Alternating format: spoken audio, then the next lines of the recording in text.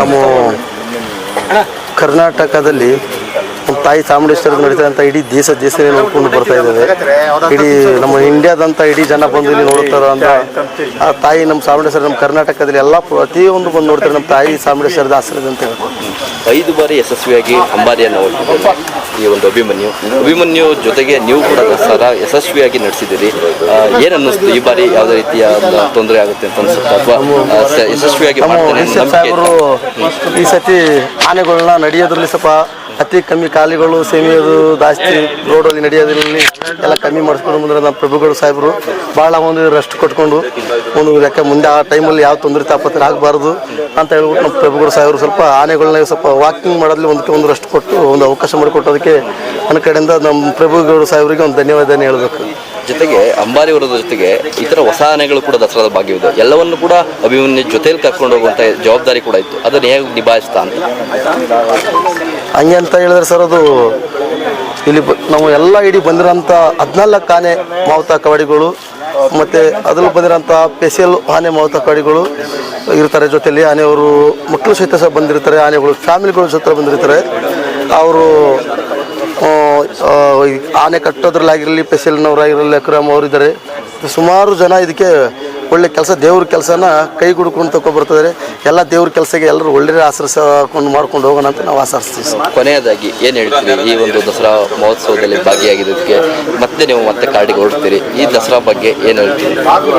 ಯಾವತ್ತು ತಾಯಿ ಚಾಮುಂಡೇಶ್ವರನ ಬಂದು ವರ್ಷಕ್ಕೊಂದ್ಸಲಿ ಬಂದು ಇಡೀ ಆನೆಗಳು ನೋಡ್ತದೆ, ಪ್ರತಿಯೊಬ್ಬರು ಎಲ್ಲರೂ ನೋಡ್ತಾರೆ. ಮತ್ತು ಇದಕ್ಕೆ ಸಪೋರ್ಟ್ ಮಾಡಿದಂಥ ನಮ್ಮ ಅರಣ್ಯ ಇಲಾಖೆ ಅವರಿಗೆ ಒಂದು ಧನ್ಯವಾದ ಹೇಳಬೇಕು. ಮತ್ತು ಅದು ಬಿಟ್ಟರೆ ನಮ್ಮ ಹೋಲ್ ಡಿಪಾರ್ಟ್ಮೆಂಟ್ಗೆ ಒಂದು ಅವಕಾಶ ಒಳ್ಳೆ ಒಂದು ಅವಕಾಶ ಮಾಡಿಕೊಟ್ಟಂಥ ಅವರಿಗೆ ಒಂದು ಧನ್ಯವಾದಗಳನ್ನ ಹೇಳ್ತಾ ಇದ್ದೀನಿ.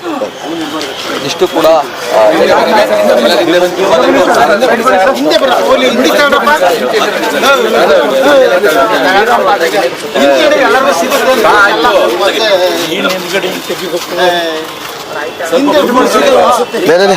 ಸಲಾಮ್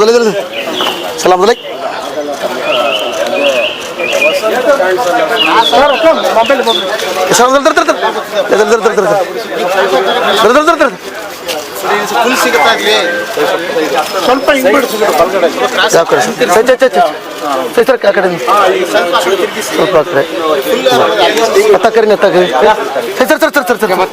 ಆಮೇಲೆ ಬಳ್ಳಿ ಬೇರೆ ಬಿಟ್ಟು ನಿಂತಿರ ನೋಡಲ್ಲಿ ಅಪಾಟಿ ಹೊತ್ತು ಬಂದು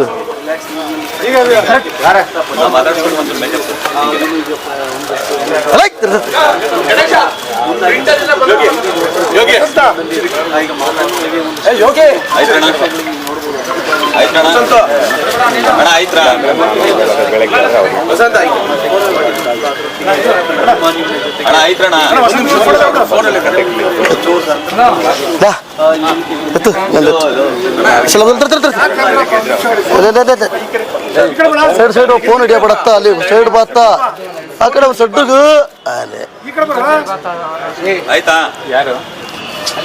ಅವ್ರಿಗೆ ವರಲಕ್ಷ್ಮಿ ಆನೆ ಆ ಕಡೆ ಅವ್ರು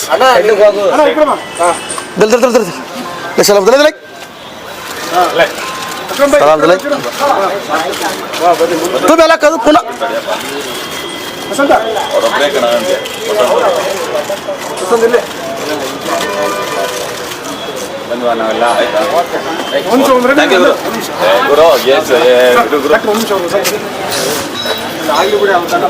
ಒಂದು